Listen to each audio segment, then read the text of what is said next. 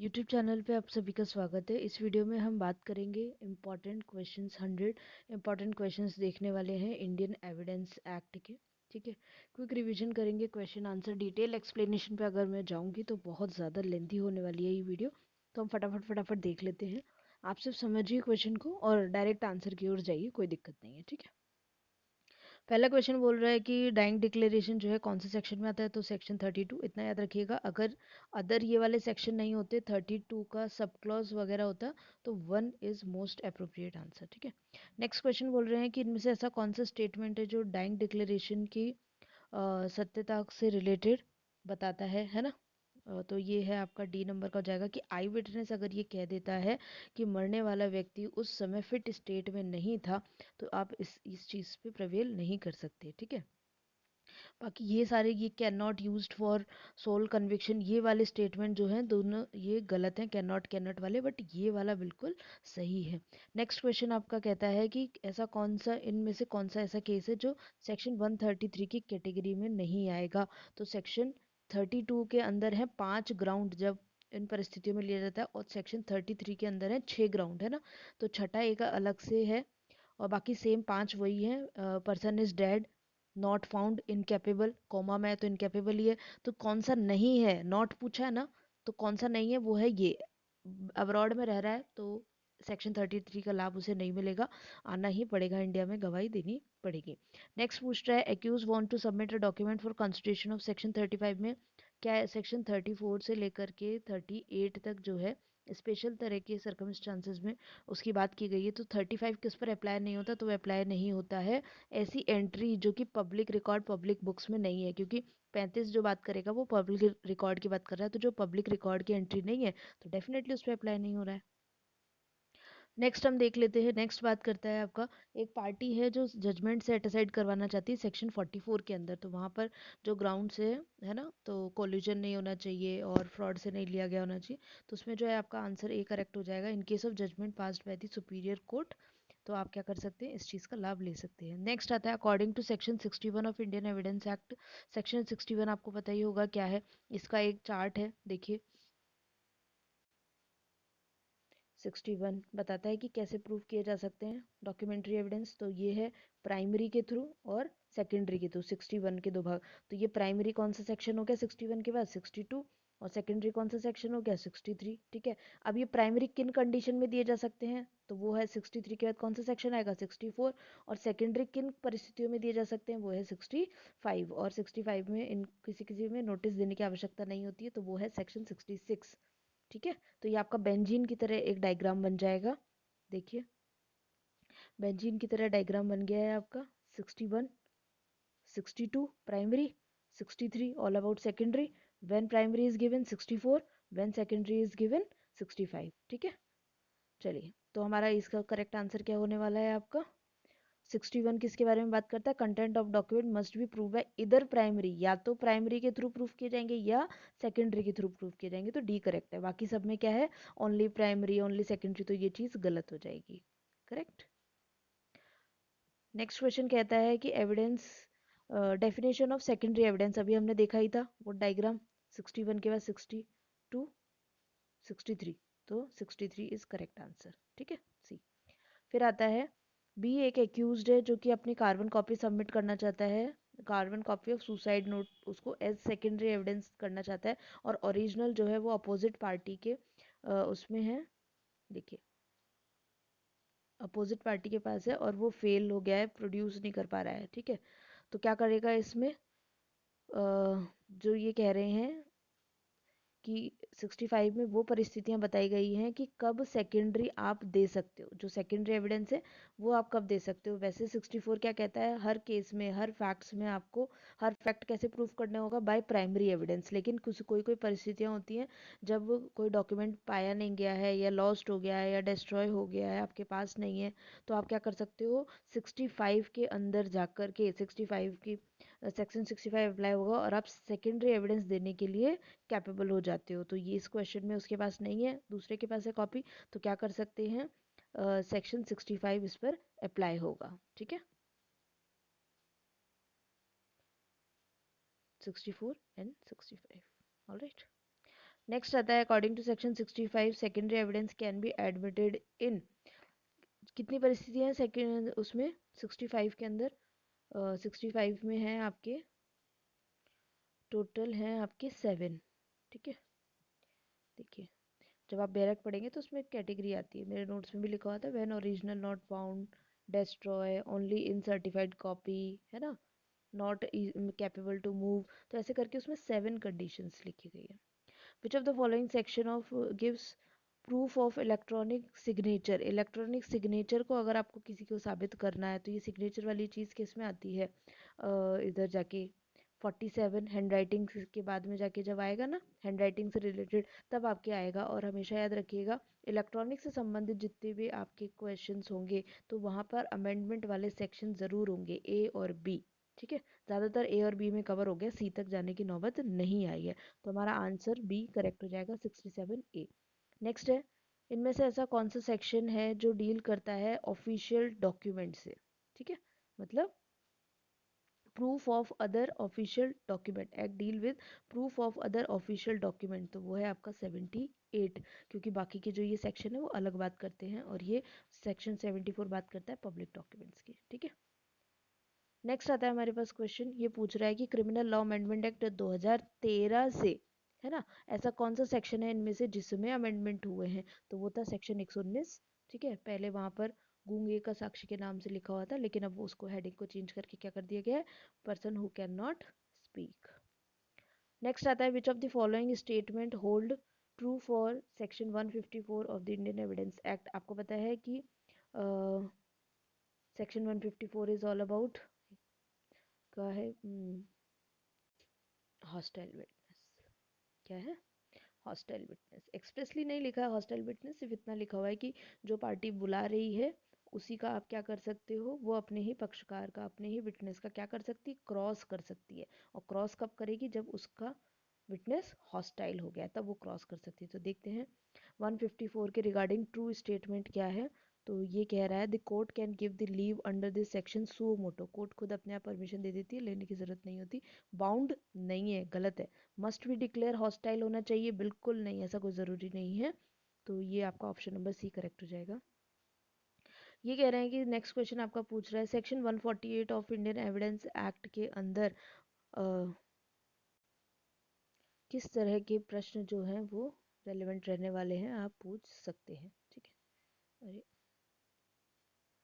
तो देखिए, if the imputation refers to the matter remote in time, अगर imputation बहुत दूर के उसकी बात करती है समय की, तो अभी उसका कैरेक्टर सेम थोड़ी रहा, तो पहला ऑप्शन गलत हो जाएगा। If the imputation refers to matter such matter truth does not effect, ऐसा कोई इम्प्यूटेशन आप लांछन लगा रहे हैं उसके ऊपर जिससे उसकी ट्रुथ जो है इफेक्ट ही नहीं हो रही, उसकी क्रेडिबिलिटी विटनेस की, तो shake the credit of witness, वो वाला तो मैटर ही लॉस हो जाएगा। तीसरा ऑप्शन कह रहा है if they are of such matter that the truth of imputation touch the credibility, yes बिल्कुल ऐसा ही नेचर होना चाहिए उन प्रश्नों का जो उसकी सत्यता को परखने वाली हो, उसकी क्रेडिबिलिटी को जानने वाली होनी चाहिए, ठीक है। तो हमारा मोस्ट अप्रोप्रिएट आंसर जो है सी होने वाला है यहाँ पर, ओके। नेक्स्ट आता है during the course of examination of witness as to previous statement made before the police almost all contradiction or omission were brought on record, which were portion from the statement made before the police that were not deposed before the court, which of the following statement will apply to the case। देखिए इस question को आपको समझना है ध्यान से। देखिए ये कह रहा है कि एक कोई विटनेस है, उसने जो भी कोई पुलिस को बयान दिए थे उन सभी बयानों का कोर्ट में क्या हुआ है, एग्जामिन हुआ है और वो सभी रिकॉर्ड कर ली गई है, ठीक है। उसके जितने भी कॉन्ट्राडिक्शन हुए थे, ठीक है, और जितने भी ओमिशन वगैरह जो भी कोई उसका एग्जामिनेशन था, क्रॉस एग्जामिनेशन, कॉन्ट्राडिक्शन उसका हो चुका है, और वो कैसे हो चुका है, रिकॉर्ड पे हो चुका है। लेकिन कुछ पोर्शन था जो उसने पुलिस को स्टेटमेंट दिए थे उसका नहीं हुआ, ठीक है। तो अब उसके संदर्भ में पूछ रहा है कि कौन सा स्टेटमेंट यहाँ पे करेक्ट होने वाला है। देखिए सभी ऑप्शन को बहुत ध्यान से पढ़ना है, यहाँ पर समझिए इस चीज़ को। तो जब आप देखेंगे कॉन्ट्रडिक्शन की बात आती है तो हमारा सेक्शन जो है 145 और ये अप्लाई होते हैं, कॉन्ट्राडिक्ट करना है अगर किसी के क्रेडिट को इम्पीच करना है, राइट। तो सबसे पहला जो हमारे पास ऑप्शन है, credibility of the witness has been impeached under section 148 of the Indian evidence act, तो उसकी क्रेडिबिलिटी पहली बात तो इम्पीच नहीं की जाएगी, ठीक है, उसकी ज़रूरत नहीं है यहाँ पर। तो ये हमारा ऑप्शन नंबर गलत होने वाला है। Credibility of the witness has been impeached under section 145, तो जब इम्पीच्ड होगी नहीं तो ये ऑप्शन ऑटोमेटिकली सेक्शन का फ़र्क है, तो दोनों ही गलत होने वाले। Credibility of the witness has not been impeached because the contradiction were not as contemplated under section 145 of the Indian evidence act, not been impeached. तो जब इम्पीच नहीं की जाएगी तो नॉट जिस ऑप्शन में आ गया दैट मीन्स वो हमारा करेक्ट आंसर है। लेकिन लेकिन लेकिन इसमें भी नॉट इम्पीच्ड है, तो हम देखते हैं दोनों ही ऑप्शन में से क्या डिफरेंस है। The credibility of the witness has not impeached because the protection under section 154 evidence act will apply. No no no no no, ये तो कोई रीजन ही नहीं था, 154 का कोई प्रोटेक्शन यहाँ पर नहीं मिलने वाला है, तो ये ऑप्शन भी आपका गलत हो जाता है। दैट मीन्स आपका ऑप्शन नंबर सी करेक्ट होने वाला है यहाँ पे, ठीक है। नेक्स्ट आता है person. A person summon to produce a document, एक व्यक्ति को क्या है कि उन्होंने समन भेजी है, बुलाया है कि भाई आइए कोर्ट में और क्या करिए, डॉक्यूमेंट पेश कीजिए। किस चीज़ के लिए बुलाई है? डॉक्यूमेंट के लिए। तो याद रखिएगा, अगर किसी व्यक्ति को आपने डॉक्यूमेंट के लिए बुलाया है और वो बंदा कोर्ट में आ गया डॉक्यूमेंट लेकर के, अब आपने भाई गेस्ट को बुलाया था किस चीज़ के लिए? डॉक्यूमेंट के लिए। उसका आप क्या नहीं कर सकते? क्रॉस एग्जामिन नहीं कर सकते, उसे विटनेस नहीं बना सकते, उसकी किसी तरह की एग्जामिन नहीं कर सकते, ठीक है। Does not become a witness in the case unless he is called as a witness. उसे अगर आपको विटनेस बनाना है तो एज विटनेस ही समन देनी होगी, एज विटनेस ही बुलाना होगा। विच of the following statement hold true for the examination in chief of the fall witness. Examination chief को लेकर के क्या बातें हैं, तो आपको याद रखना है क्या, leading question can be asked, examination in chief में पूछ सकते हैं नहीं। पता है आपको लीडिंग क्वेश्चन 143 क्या कहता है? सिर्फ और सिर्फ क्रॉस एग्जामिन में बढ़िया तरीके से पूछ सकते हो आप leading question. Leading question can be asked in cross examination, रट लेना ये वाली लाइन, ठीक है। और कब नहीं पूछ सकते? 142 क्या कहता है? चीफ में और री में। याद रखना, री और चीफ दोनों कौन करता है? जिसने बुलाया है, हु कॉल्स। आपने बुलाया किसी विटनेस को, आप उसकी चीफ करोगे, मतलब एग्जामिन इन चीफ, और एग्जामिन री एग्जामिन करोगे, तो आप क्या नहीं कर सकते? उसको लीडिंग क्वेश्चन नहीं पूछ सकते। और लीडिंग क्वेश्चन कहाँ पूछे जा सकते हैं? 143 में दूसरी पार्टी, अपोजिट पार्टी पूछेगी लीडिंग क्वेश्चन, ठीक है। तो एग्जामिनेशन चीफ के बारे में कौन सा स्टेटमेंट संबंधित है? Leading case can be use, leading question can be use, leading question क्या पूछे जा सकते हैं? नहीं, गलत है ये। It is only matter relevant fact, it must only relate to the fact in question, गलत। ऑल ऑफ दीज, जब दो गलत है तो तीसरा तो ऑटोमेटिक गलत, तो हमारा ऑप्शन नंबर बी करेक्ट हो जाएगा। एलिमिनेशन मेथड से करोगे तो इस तरह से आपके क्वेश्चन सही होने वाले हैं। It must only relate to relevant fact, clear है। उसके बाद आता है, इसीलिए मैं हमेशा कहती हूँ कॉन्सेप्ट पे जाओ। कॉन्सेप्ट वन, कॉन्सेप्ट क्लियर हो गया, उससे बनने वाले 100 क्वेश्चन आपके सही होंगे। लेकिन आपने 100 क्वेश्चंस कर लिए तो भी आपका ज़रूरी नहीं है कि एक कॉन्सेप्ट क्लियर हो, क्लियर। और एमसीक्यूज की तरफ आप क्यों भाग रहे हो? ये वीडियो भी मुझे इसीलिए बनाना पड़ा, बच्चों की बहुत ज़्यादा ही रिक्वेस्ट थी, और इसमें पता है एक्सप्लेन नहीं कर पा रही हूँ ज़्यादा, बहुत कंट्रोल कर रही हूँ, तो मुझे बहुत ही अजीब सा लग रहा है। जबकि क्या होता है कि देखिए, आपने एमसीक्यूज लगाए, लगाते गए, मान लीजिए 2000 एमसीक्यू लगा ली सभी विषयों के, उनमें से कितने क्वेश्चन एज इट इज बन जाएंगे? 10 20। बाकी के 80% क्वेश्चन 100 में से वो आपको अपने खुद की बौद्धिक कुशलता से ही करने पड़ेंगे, ठीक है। इसलिए कॉन्सेप्ट की ओर जाया करो। नेक्स्ट क्वेश्चन कह रहा है कि ब्लैंक है, फिल इन द ब्लैंक है। Section of the Indian evidence act was inserted by the criminal amendment act. Criminal amendment act 2013 से कौन सा सेक्शन आया था? तो ये चीज़ है, आपको याद रखना है, 119 अमेंड हुआ था, उसी में चेंजेस किए गए थे, ठीक है, ना कि वो इंसर्ट किया गया था, इंसर्ट नहीं था, ठीक है। इंसर्ट करने वाला ए बी सी डी, 119 ए तो कोई ऐसा सेक्शन है नहीं, 53 ए आपका करेक्ट ऑप्शन हो जाएगा। इंसर्ट, शब्दों को समझना है ना। फिर आप कहो ऊपर वाले क्वेश्चन में 119 मैडम ने दिया तो वो अमेंड हुआ था। नेक्स्ट है, an admission is not relevant in a civil case if it is. Admission जो होता है, आपको पता है सिविल केस में एडमिशन की अगर बात आए तो आपको एक ही सेक्शन याद रखना है, सेक्शन 23 डायरेक्ट आता है कभी कभी क्वेश्चन कि सिविल मामलों में एडमिशन से संबंधित धारा कौन सी? सेक्शन 23। तो बोल रहा है कि उसमें दो परिस्थितियों में आपका एडमिशन वो नहीं होता, जब कोर्ट को ये पता लग जाए कि पार्टीज क्या हैं, एग्री हैं। किस चीज़ के लिए एग्री हैं? कि टुगेदर एग्री हो गए हैं कि हम लोग क्या नहीं देंगे, एविडेंस नहीं देने वाले हैं इस चीज़ के बारे में। तो जब ऐसी परिस्थिति हो जाती है तो वो एविडेंस रेलिवेंट नहीं होता। तो ऑप्शन नंबर सी करेक्ट है। नेक्स्ट बोलता है opinion of an expert expressed in a book commonly referred for the sale can not be prove by the production of such book. देखिए ये पता है कहाँ पे दिया हुआ है? ये आपको दिया गया है सेक्शन 60 का जो प्रोविज़ो है आपका, वो बात करता है कि कोई भी एक्सपर्ट्स हैं, मान लीजिए कोई एक लॉ एक्सपर्ट्स हैं, ठीक है, और उनकी एक कोई बुक है, उसमें लिख दिया उन्होंने अपने थीसिस, और वो बुक कॉमनली रेफर्ड फॉर, मतलब बिक रही है मार्केट में बिक रही इजीली, ठीक है। तो आपको बार बार उन एक्सपर्ट को कोर्ट में बुलाने की जरूरत नहीं है, उनकी बुक उठाओ और रेफरेंस ले लो किसी भी उसमें मैटर में, क्लियर। लेकिन ये चीज़ कब अप्लाई नहीं होगी, ये चीज़ कब अप्लाई नहीं होगी? Can not be prove by the production of such book. तो ये बोल रहा है कि कब अप्लाई नहीं होगी? जब डेड है तो भाई डेड वाले को कहाँ से लाओगे? कैन नॉट फाउंड तो वहाँ से ला नहीं सकते। बिकम इनकैपेबल तो इसमें भी उन्हीं की बुक से लेना पड़ेगा। बट अगर ऑथर अब्रॉड में है, छुट्टी में, तो भाई कोर्ट से बढ़कर नहीं है, छुट्टियां खत्म करो और चुपचाप आओ। तो हमारा इस पे अप्लाई नहीं होगा। बाकी परिस्थितियां तो कोर्ट के हाथ में नहीं है, किसको समन दोगे? मर गया व्यक्ति तो, ठीक है। तो डी ऑप्शन करेक्ट होने वाला है। नेक्स्ट क्वेश्चन है which of the following section of Indian evidence act does not apply to the interrogation by the custom officer exercise power under section 171 of the C custom act. देखिए ये क्या कह रहा है कि इनमें से ऐसा कौन सा सेक्शन है जो अप्लाई नहीं होने वाला है उस पर, कस्टम ऑफिसर के ऊपर, ठीक है। तो देखिए कि ये आपको लगेगा सेक्शन 132। देखिए क्या कहता है 132, witness not excuse from answering on ground that answer will criminate, मतलब कि उसे सिर्फ इस आधार पर नहीं छोड़ा जाएगा कि जो वो आंसर देने वाला है वो आंसर उसे क्या कर सकते हैं, फंसा सकते हैं किसी भी क्रिमिनल लाइबिलिटी में। तो ये सेक्शन है 132 और ये अप्लाई नहीं होने वाला है यहाँ पर, ठीक है। नेक्स्ट आता है which of the following section prescribe the method by which signature can be prove. अब सिग्नेचर जो है वो कैसे प्रूव किए जा सकते हैं? देखो एक्सपर्ट कर सकता है सिग्नेचर के बारे में, फिंगरप्रिंट सिग्नेचर ये हमने देखा ही था 45 में, ठीक है।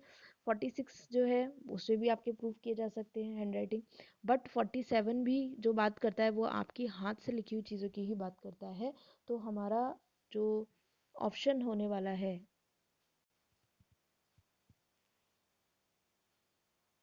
देखिए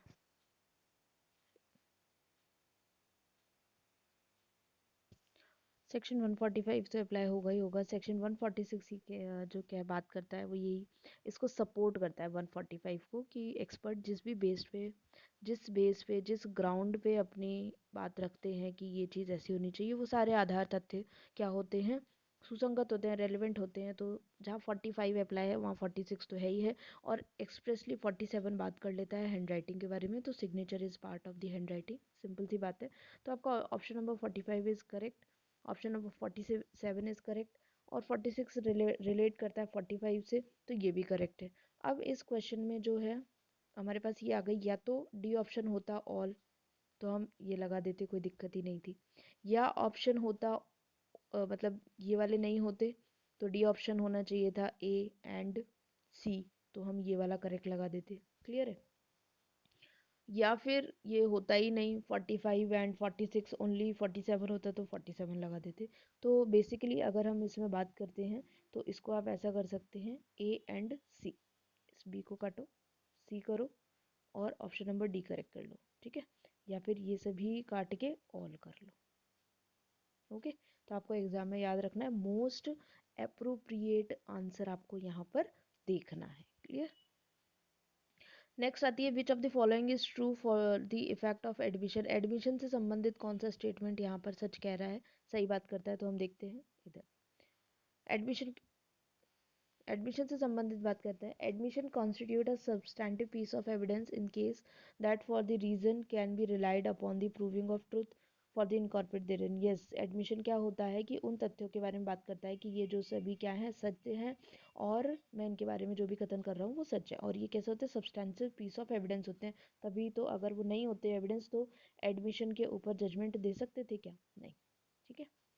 तो पहला आपका करेक्ट हो जाएगा। दूसरा है an admission has the effect of shifting the onus of proof contrary on the party against the produced. हाँ, ये भी इसका सही है कि एडमिशन जो होते हैं उनका इफेक्ट होता है shifting of owners of proof. जैसे किसी ने एक ने एडमिशन कर लिया तो अगला वाली पार्टी, वो पार्टी बाउंड हो गई, तो डेफिनेटली दूसरे के ऊपर क्या आ गया, बर्डन ऑफ प्रूफ आ गया। नेक्स्ट है an admission is an order to competent and to have the value of effect refer to the above should be clear, certain and definite and not ambiguous, vague to be true। ये बिल्कुल सत्य है। जब हम admission करते हैं उसमें नीचे स्टेटमेंट भी देना पड़ता है कि जो भी कथन कहे गए हैं वो मेरे अलावा सत्य हैं पूर्ण रूप से और मैं उन पर विश्वास करता हूँ, ऑल ऑफ देम। तो फिर ये हमारा आंसर नंबर डी करेक्ट हो जाएगा। An attesting witness is, attesting witness कौन से होते हैं, जो साइन करते हैं, जिनका नाम लिखा होता है उस इंस्ट्रूमेंट पे, उस कागज पे, ठीक है, और जो पार्टी से बोलते हैं कि आप इसे क्या करें, प्रूफ करने के लिए आइडेंटिफाई करें, है ना। और witness who attest the document, वो भी होता है ए और बी बोथ, तो ए और बी बोथ इसका आंसर करेक्ट हो जाएगा। फिर है हमारा नेक्स्ट क्वेश्चन, आप देख सकते हैं, A intentionally and falsely leads B to believe that certain land belongs to A and thereby induces B to buy. तो आप इस तरह को देख सकते हैं, ये एक तरह से एस्टॉपल से संबंधित है। आगे इस पे देखो आ भी गया सेक्शन 115। तो एसेंशियल एलिमेंट अगर आपको एस्टॉपल के याद है तो आप इसमें देखते जा रहे होंगे, इंटेंशनली, फॉल्सली लीड, बिलीव, ठीक है, कि ये चीज़ क्या है, और मेरी ही है, कि लैंड मेरी ही है, और इंड्यूस कर रहा है कि ये लैंड को पे कर ले, बाय कर ले, ठीक है। तो ये सारे एसेंशियल एलिमेंट 115 के यहाँ पर हमें पाए गए। तो देखते हैं आगे का क्वेश्चन कह रहा है, A seeks to set aside the sale. अब बाद में वो सेल को सेट असाइड करवाना चाहता है at the time of sale, जब सेल हो रही है तब। ही हैड नो टाइटल, किस बेस पे करवाना चाहता है कि उसके पास क्या नहीं है, उसको बेचने का टाइटल नहीं है, और जब टाइटल ही नहीं है तो उसको बेच कैसे सकता है, बेच सकता है, नहीं बेच सकता। तो क्या इस केस पर ये एस्टॉपल का रूल लागू होगा, है ना। तो देखते हैं, he must allowed to prove his want of title, क्या उसे अलाउ किया जाएगा, कि वांट का मतलब कमी होता है यहाँ पे, है ना, कि उसके पास टाइटल की कमी है, नहीं। ही में अलाउड, नहीं, वो टाइटल प्रूफ करने के लिए अलाउ करने की जरूरत नहीं है। He must not be allowed to prove his want of title, उसे ऐसा प्रूफ करने नहीं दिया जाएगा क्योंकि एस्टॉपल अप्लाई हो रहा है, तो ये ज़रूरी नहीं है दिखाना कि उसके पास टाइटल नहीं है, नहीं है, नहीं है, ठीक है। तो सी ऑप्शन यहाँ पे करेक्ट होने वाला है। एडमिशन, एडमिसिबल एविडेंस इज दस that which is, admissible evidence कौन से होते हैं, रेलिवेंट, रेलिवेंट तो होते ही हैं। Not excluded by any rule of law और प्रैक्टिस, बिल्कुल, रूल ऑफ लॉ ने अगर किसी को एक्सक्लूड कर दिया तो वो एडमिसिबल नहीं होंगे, ठीक है, रेलिवेंट होंगे तो ही एडमिसिबल होंगे, ठीक है। तो option number D both A and B correct है। आपको पता है ना, एडमिसिबल, बल्कि रेलिवेंट बहुत सारी चीज़ होती है, एडमिसिबल बहुत कम होती है ना। कोर्ट की डिस्क्रिशन होती है ये चीज़ कि किस चीज़ को एडमिसिबल करना है या नहीं करना है। नेक्स्ट क्वेश्चन देखिए, A is accused of a crime committed by him at Calcutta, he produces a letter written. ये वाला बहुत बार आता है, इंपॉर्टेंट इलिस्ट्रेशन है, और ये मैंने आपको बताया भी था, उस लिस्ट में भी था कि आपको ये इंपॉर्टेंट करना है, ठीक है।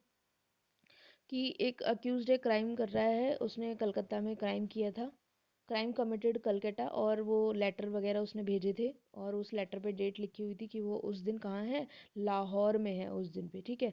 तो लाहौर की पोस्ट मार्क भी है।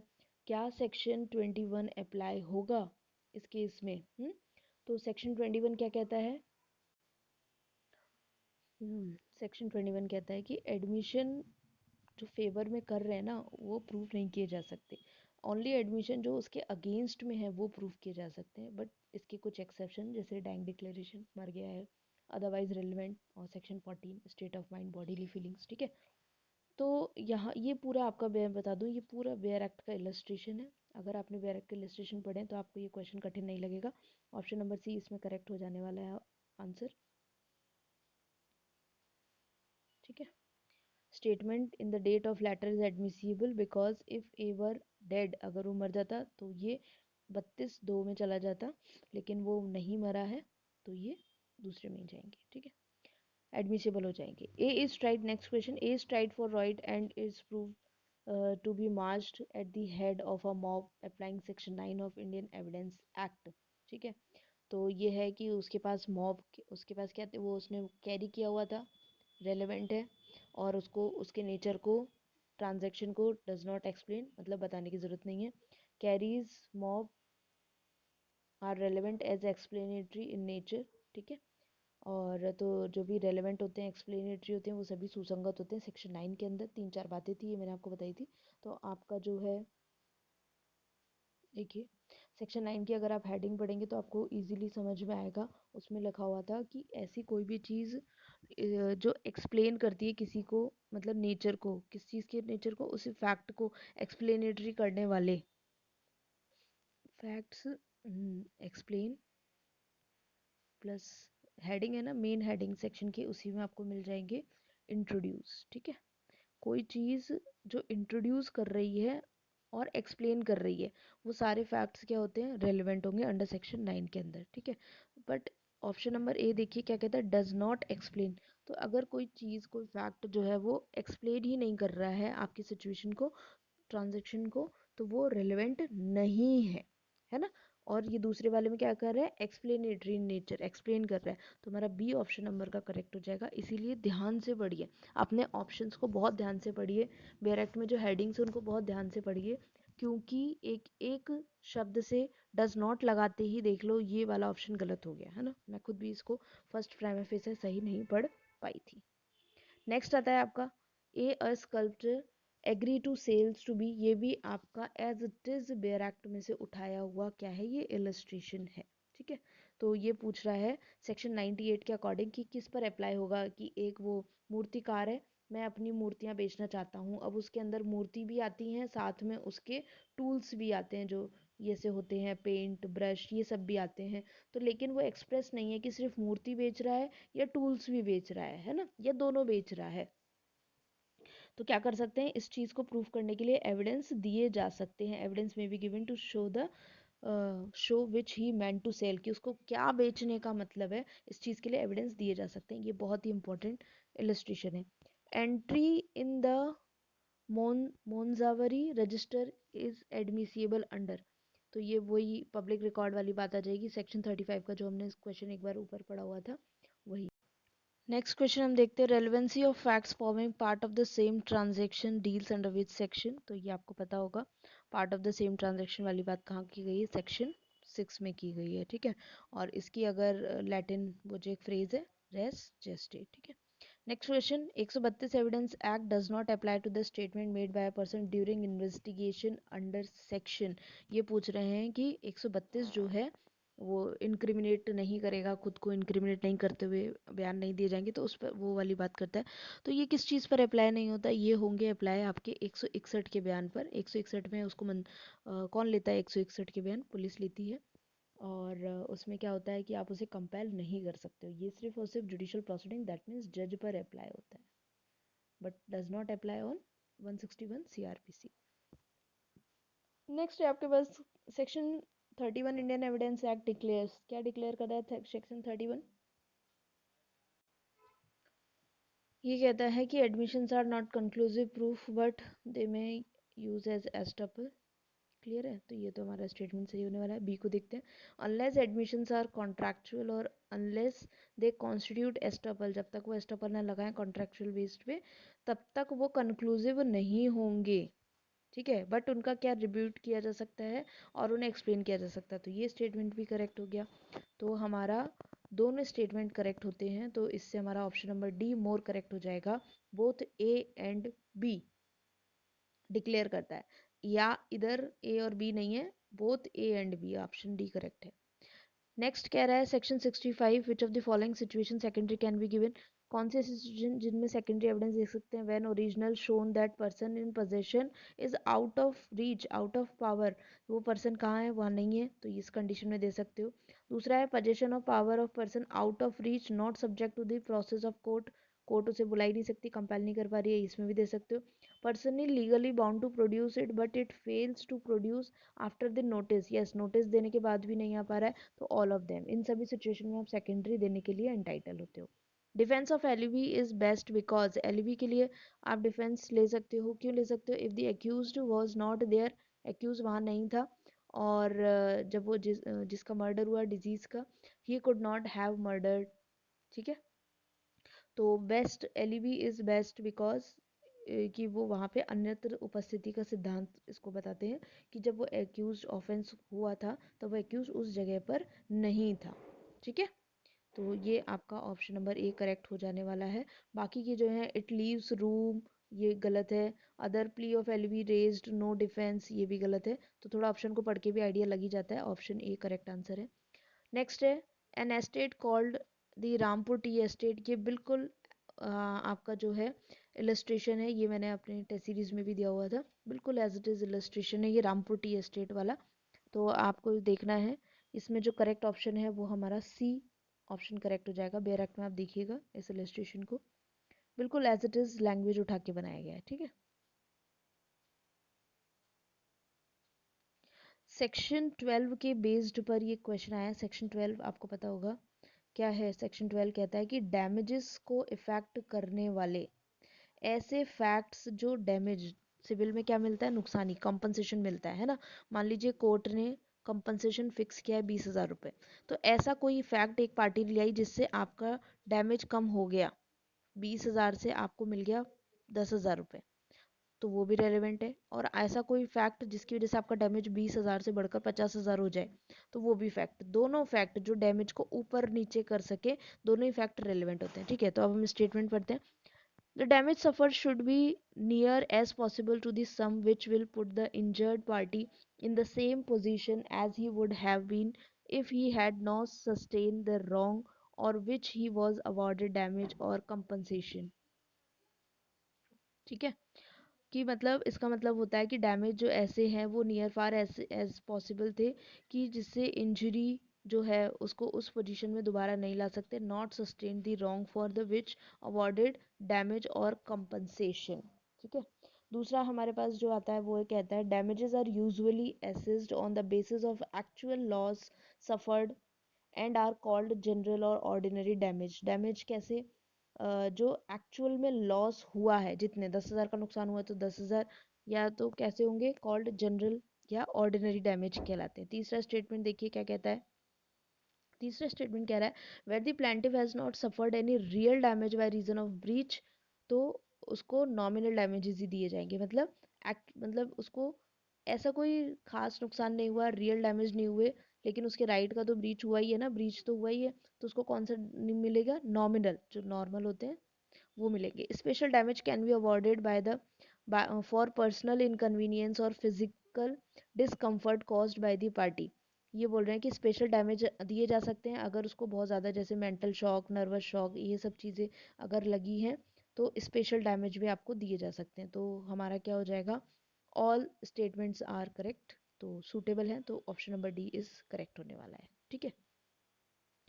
तो अभी के लिए फ़िलहाल हम इतना ही देख लेते हैं, नेक्स्ट वीडियो के पार्ट में रिमेनिंग क्वेश्चंस को डिस्कस कर लेंगे। Okay, thank you so much.